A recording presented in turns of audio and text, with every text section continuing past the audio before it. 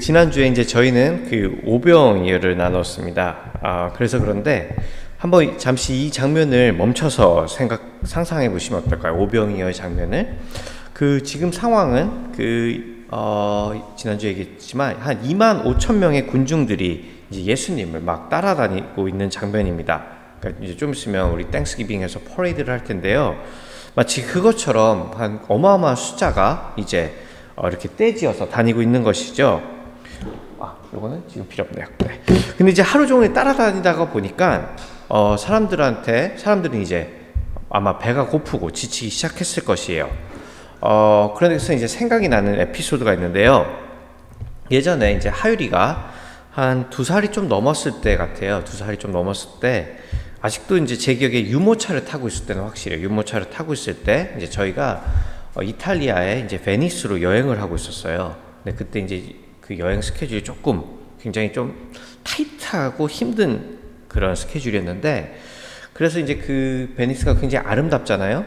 그래서 그렇게 이쁘고 그렇게 석양지고 이렇게 강가 이렇게 서 있는데, 이제 막 한국말을 하기 시작한 하율이가 이제 한국말 그때 딱 했거든요.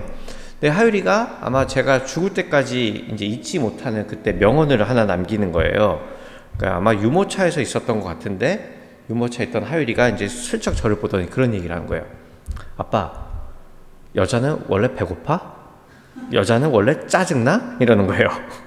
그러니까 타이트한 여행 스케줄에서 하율이가, 그 여자는 여러분들의 상상에 맡길게요. 어떤 한 여자가 계속 짜증을 내고 있으니까 하율이가 이제 막 말을 시작했는데 그러는 거예요. 아빠, 여자는 원래 배고파?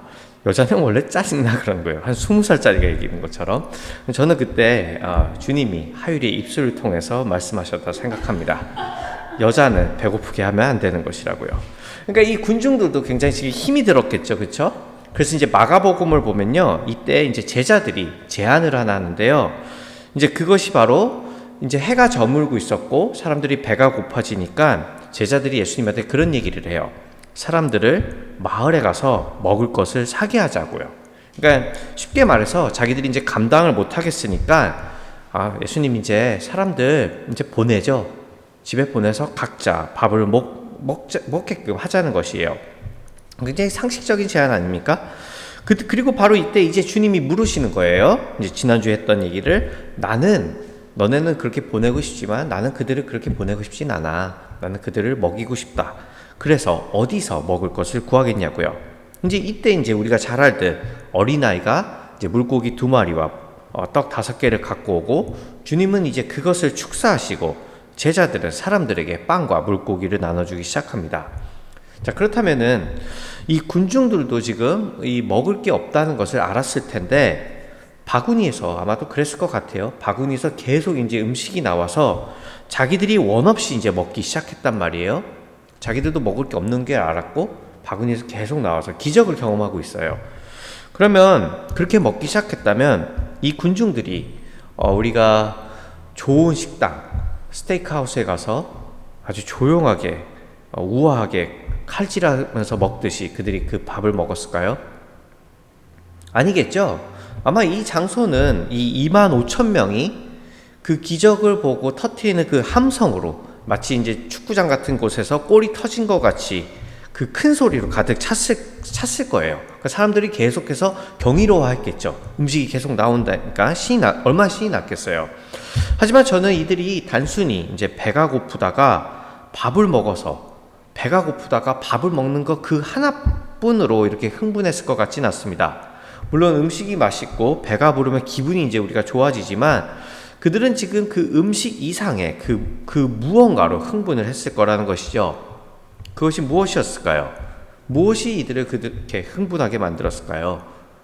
저는 이들이 그 음식을 먹으면서 그 음식을 뛰어넘어서 어떤 희망을 보았다 생각합니다. 어떤 희망을 보았던 것 같아요. 음식을 먹으면서. 그게 바로 여기 나온 것처럼 이분이 지금 우리에게 이 기적을 행하는 자가 선지자라는 것이죠.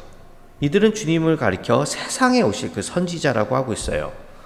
그러니까 지금 이 배경이 6월절이라고 했을 때 아마도 이 선지자, 이들이 떠올린 선지자는 아마도 바로 모세였겠죠. 모세가 떠올랐을 것이에요. 광야에서 만나와 메추라기를 먹이며 결국 그 이스라엘이란 민족을, 노예였던 이스라엘 민족에게 정치적인 자유와 또 독립으로 이끌어준 그 선지자 말입니다. 그래서 그들은 이렇게 흥분을 한 것이에요. 와, 이 사람이 있으면, 이 예수라는 자가 있으면 우리가 이렇게 배부를 것은 물론 그는 이제 우리에게 새로운 세상을 열어주면서 우리를 마치 모세가 가나안 땅으로, 물론 모세는 못 들어갔지만 그 물꼬리를 튼 것처럼 가나안처럼 약속의 땅으로 인도해 줄 것을 말이에요. 그러기에 그들은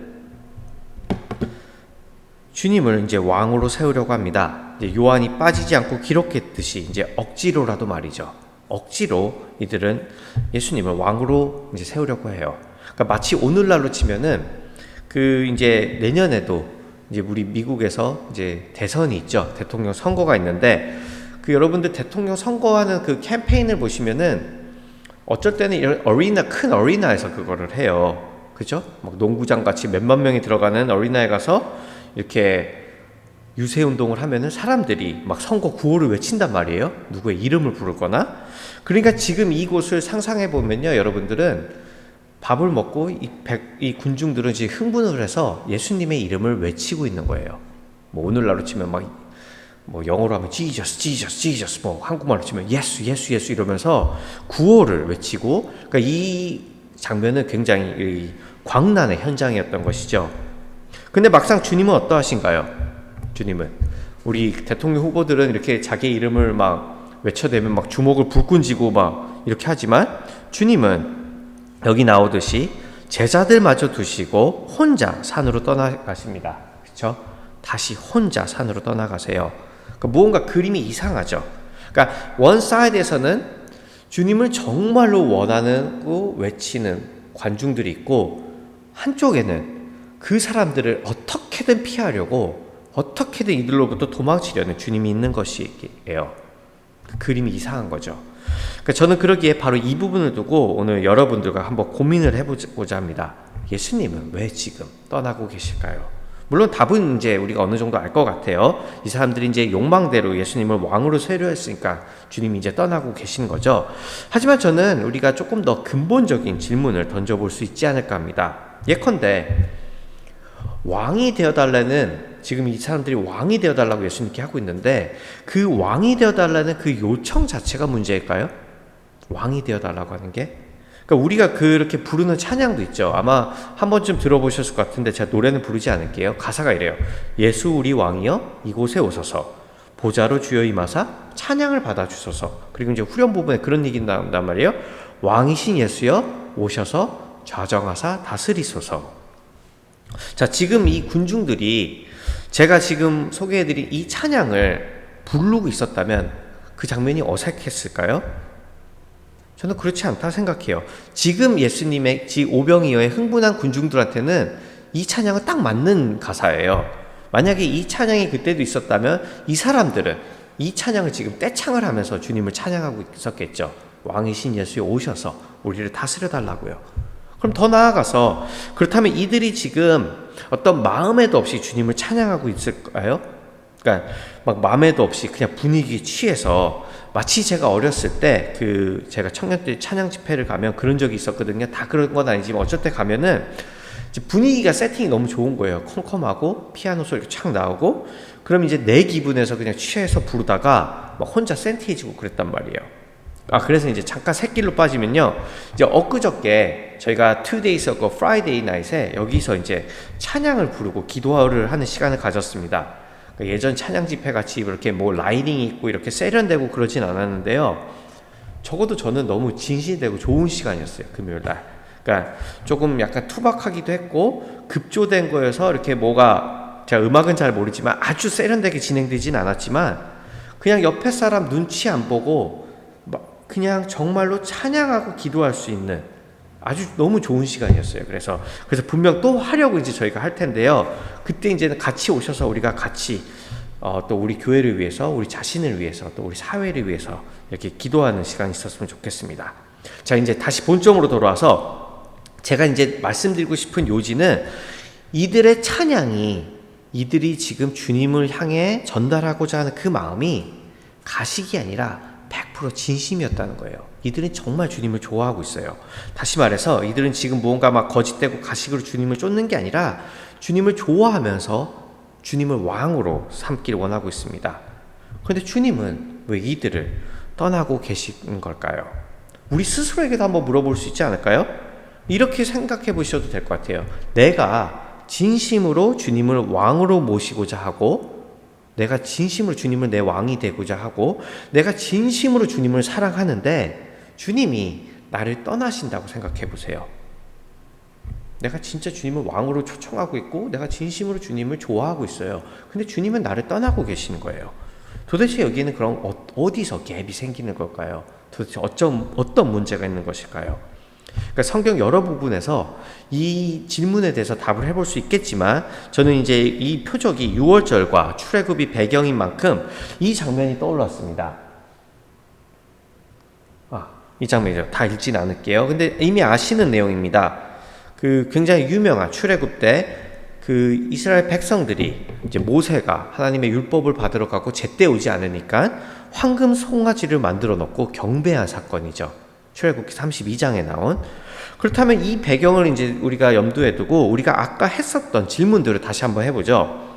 우선 여기에도 이 사람들을 한번 보시면요, 이들이 지금 진심으로 이 황금 송아지가 왕으로 되길 원하고 있나요?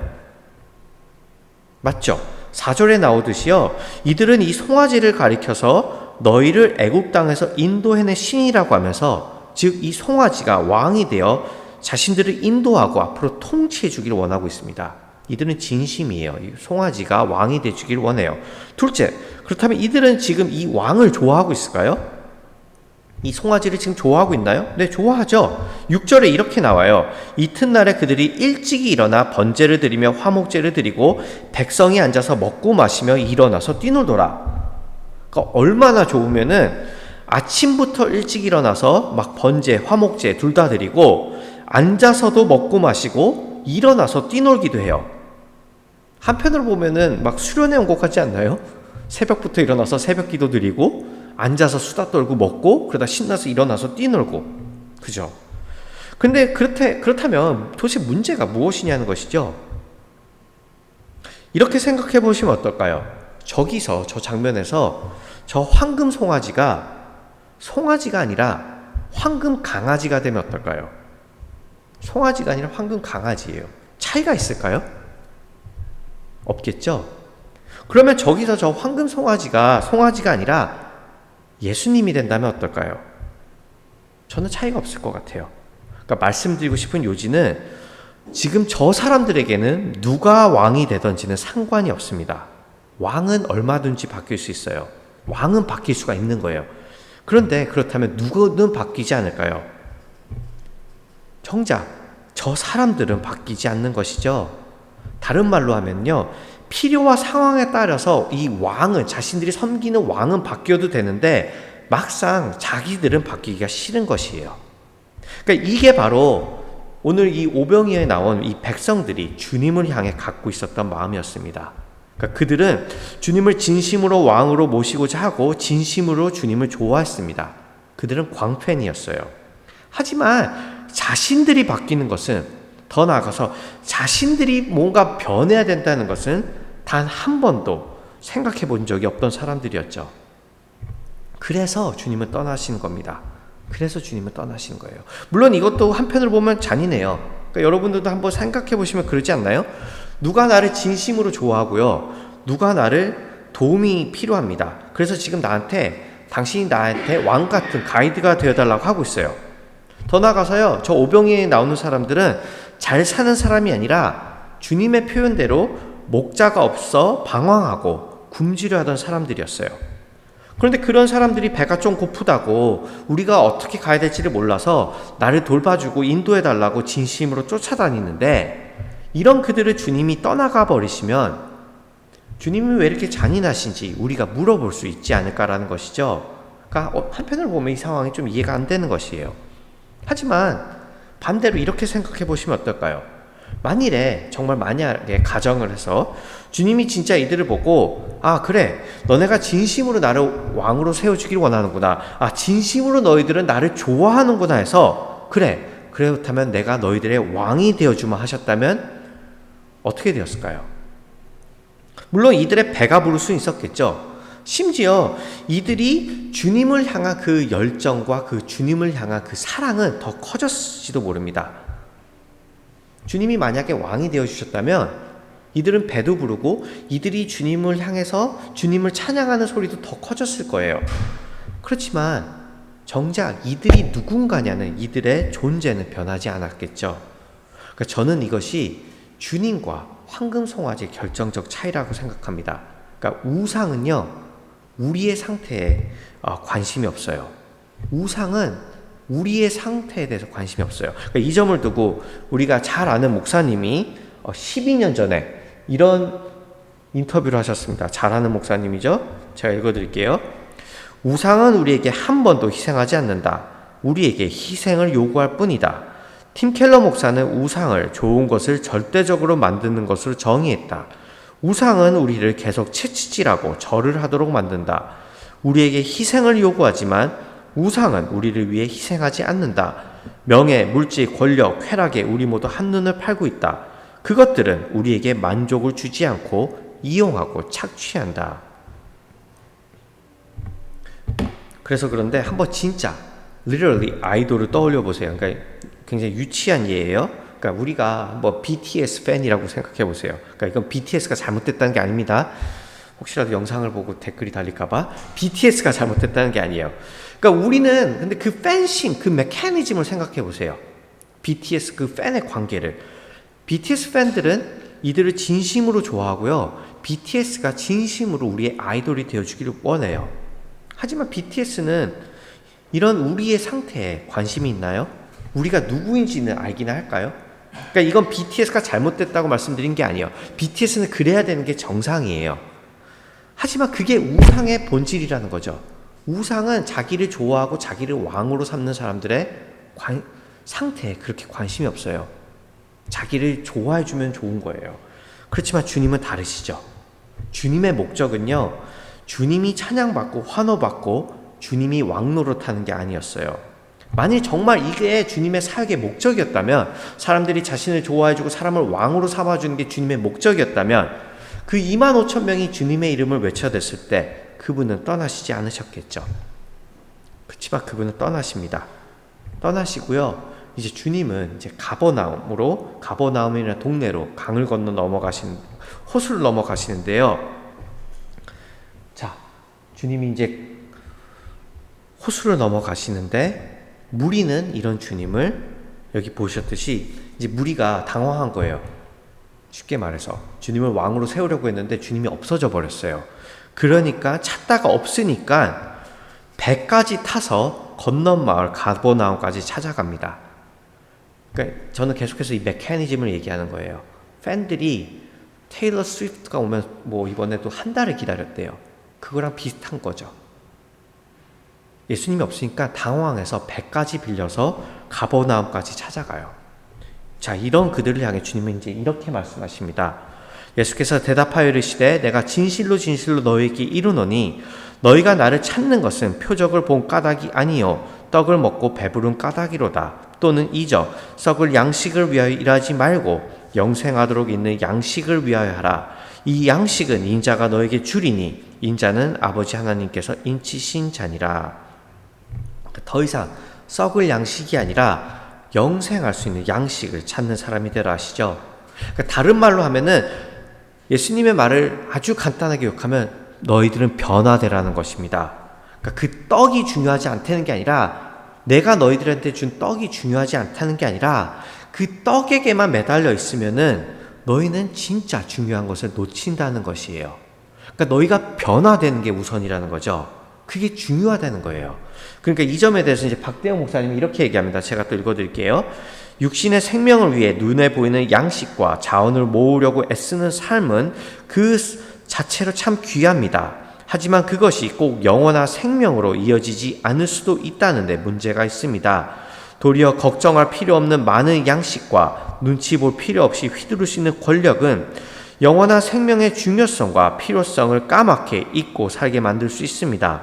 부동산 값과 주식 값의 상승, 풍성한 양식, 자기 능력에 걸맞지 않은 성공 등등들이 도리어 영생을 가로막을 수 있다는 것입니다.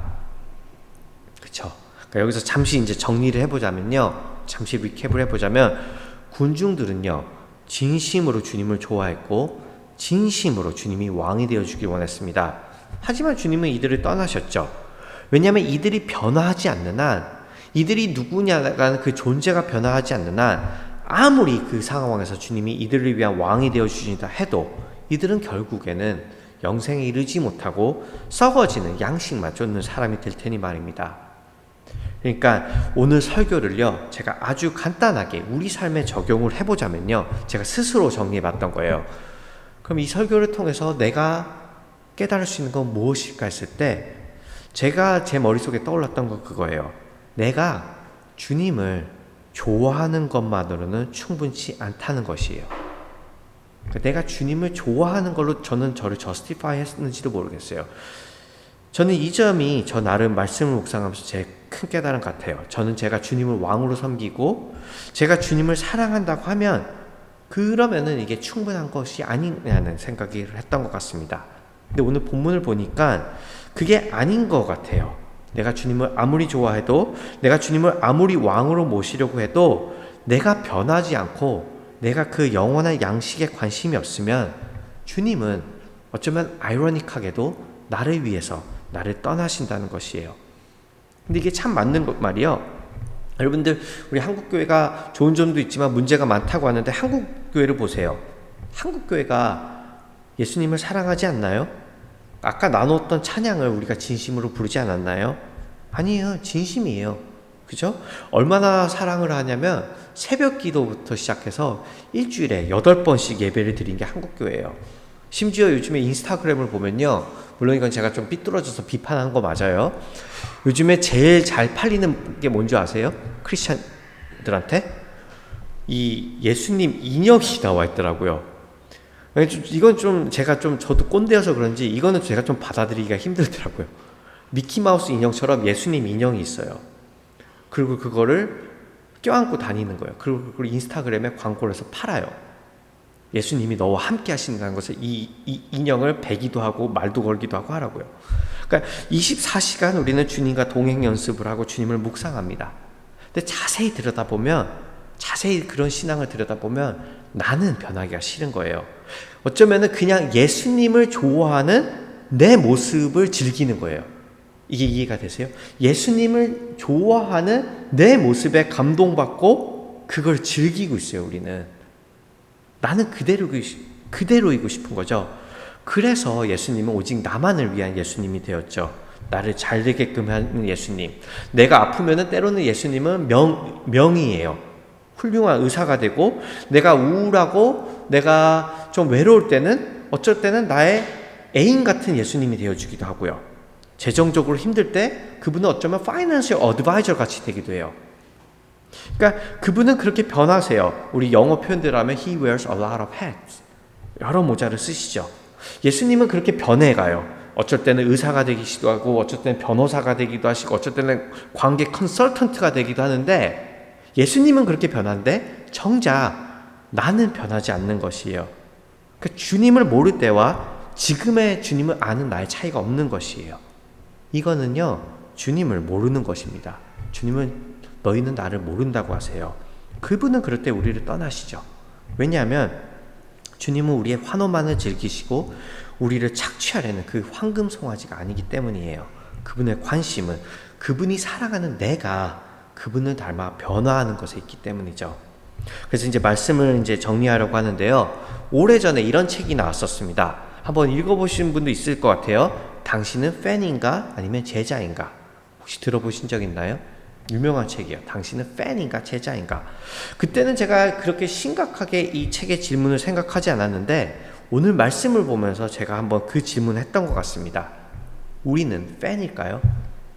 우리는 예수님이 너무 좋아서 이런 교회라는 어떤 자칫하면은 그냥 중산층, 좀 살만한 사람들의 소셜 클럽을 만들어서 예수님을 좋아하고 즐기고 자랑하고 영광이라고 하고 이 그룹 세팅을 즐기면서 하지만 막상 우리는 변할 마음이 없는 그런 그룹일 수도 있어요.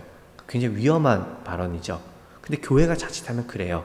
그냥 대충 자기들의 소셜 클래스랑 맞는 사람들끼리, 생각이 비슷한 사람들끼리 모여서 예수님이란 그 중심 이런 토픽을 갖고 모여서 좋아해요. 우리끼리 예수님을 좋아하는 것을 즐겨요. 근데 막상 변할 마음은 또 없을 때가 있어요. 아니면 우리는 제자일까요? 제자는 때로는 주님을 의심하고 때로는 주님께 반항하고 때로는 많은 실수를 하지만 결국 그 과정은 그분을 따라가려고 하는, 그분의 어떤 모습과 상관없이 그분의 통치를 받으려는 게 제자입니다. 그래서 어려운 거예요. 쉽다고 하면은 something not right이에요. 쉽다고 하면. 제가 너무 이렇게 어렵게 말할 수도 있지만 쉬우면은 노력이 없다고 할 수도 있어요. 제가 누누이 말하지만 썬데이에 모여서 1시간 예배드리고 우리끼리 즐기는 거 어렵지 않아요. 별로 어려운 것 같진 않아요. 그냥 투자하면 돼요. 어차피 좋아하는 사람들끼리인데 뭐, 그죠? 근데 그분 안에서 변화되려고 하면은 어려워요. 내가 나를 깎아내려야 되고 그분에게 따져야 되고 질문해야 되니까요. 우리 교회가 변하지 않고요. 우리 구미에 맞는 주님을 우리가 만들어 놓은 어떤 프레임을 만들어서 주님은 이런 분이셔야 돼요. 그래서 그분을 왕이 되어달라고 우리의 프리퍼런스에 맞게 그분을 왕으로 삼으려 한다면 우리가 그분을 아무리 좋아한다 한들 BTS보다 더 좋아한다 한들 그분은 분명 우리를 떠나실 것입니다. 하지만 우리가 그분을 따르려고 하고 우리를 변화시키려고 한다면 그분은 우리에게 먹을 양식뿐만 아니라 자신의 몸을 내어 던져 생명의 떡을 우리에게 주실 것입니다. 그 생명의 떡인 그리스도께로 나오십시오. 팬이 아니라 그리스도께 그냥 관심 있는 사람이 아니라 그리스도의 통치를 받으며 그분 안에서 변화되기를 갈망하는 그런 제자가 우리 모두가 되기를 주님의 이름으로 축원합니다. 우리 괜찮으시면 다 같이 한번 일어나셔서 우리 기도하는 시간 잠깐 가질까요?